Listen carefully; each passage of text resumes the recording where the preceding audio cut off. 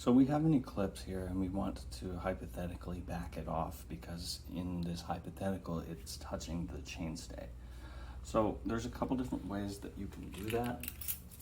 The original way to do that would be to use various axle spacers on the BBSHD itself, on the axle back here. Nowadays you can use a chainring spacer like this.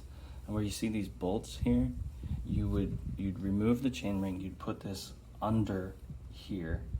So you have the motor, then you have this, and then you have the chainring, and the bolts go through everything. Now you can double, triple these up, however much you need to back it off in order to make sure that you have just enough clearance here so that it's not going to touch. So if you use a bunch, which is definitely possible, you're going to want to keep in mind that your bolts are going to be longer. They're going to need to be longer because you're going to add all this extra width to all this, and so these bolt lengths needs to be longer. These bolts can be sourced a lot of places. I think these are M5 bolts.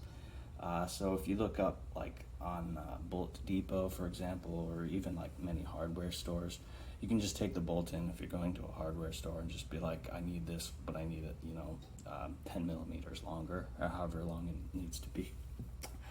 If you don't have like a store near you that can do that, you would take calipers and you would measure the diameter of the bolt.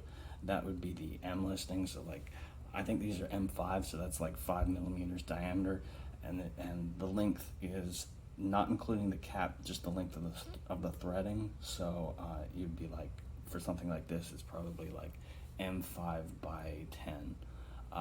So if you needed to double that, it would be M5 by 20, something like that.